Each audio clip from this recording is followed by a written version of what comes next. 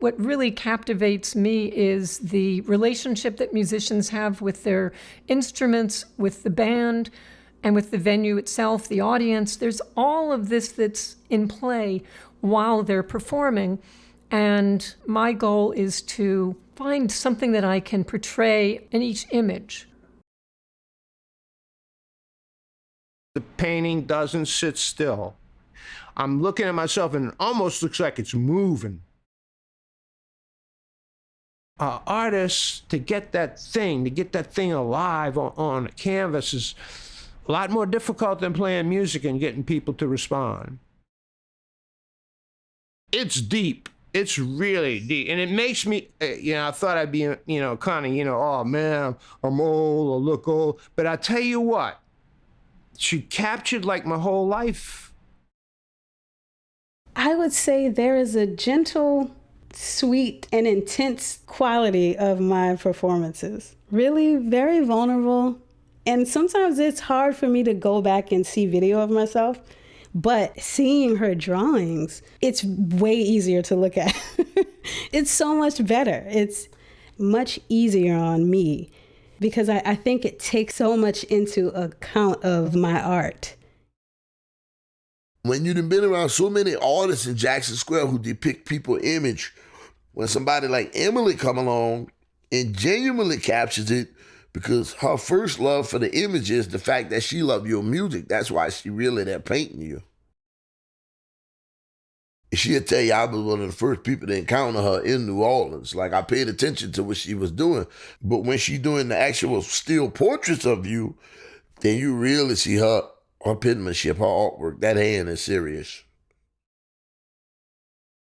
Her technique that she uses at a live show is totally different than her painting technique, but it's still like at such a high level.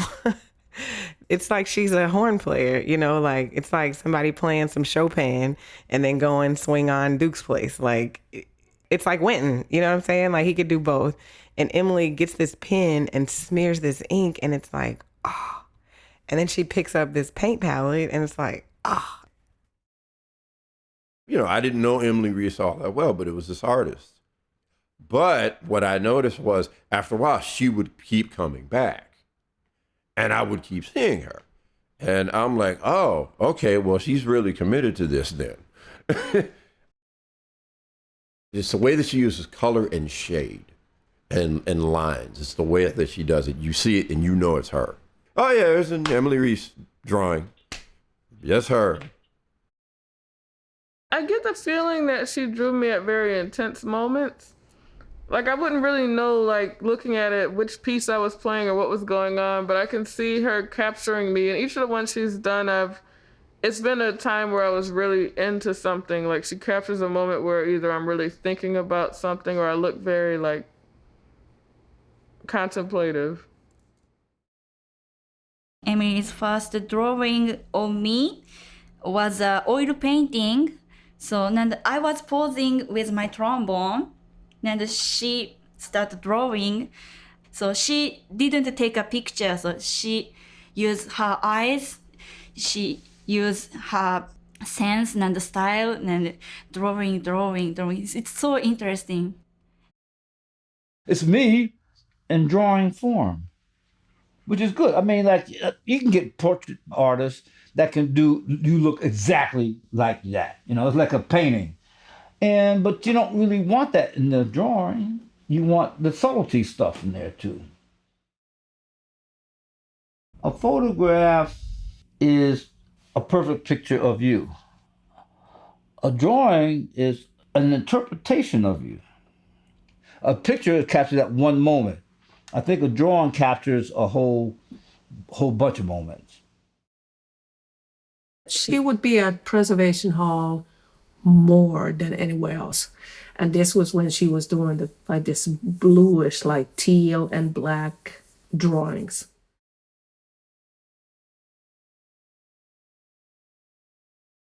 She was in motion with the improvisation, and watching her, she feels the music and she sketches along with what she's hearing and feeling at that particular time. One of the things that I did not know about Emilie until later conversations was who her father was. You know, I had been seeing him for many years around Preservation Hall, but I got to see a number of the people that were in his drawings, Norvin Kimball, for example, and Percy Humphrey and Danny Barker, and I've heard people comment on them. Those are dark pictures. Why do they look so dark? Why do they look so sad? Why do they look so angry? Why do they look so negative? You know, but in time, I came to kind of appreciate what Rockmore did in the sense that it shows a side of reality that very few people ever get to and would dare show. Once I met my father and saw his work, that had a profound effect thereafter on everything I did. But I wouldn't have expected that I would favor working on a canvas to which I had applied a color tone that obscures the initial whiteness. I didn't have anyone who told me to do that. I didn't know that my father did that, and yet I did that. I liked working from dark to light rather than light to dark. And when I met my father, I saw, oh, he does the same thing. The exhibit in and of itself already does a lot in that it shows two generations of artists and their approach to the same subject, that being musicians, and specifically New Orleans musicians. But beyond that, you also see the family resemblance in the art, the father-daughter expression. You can tell that these people are related.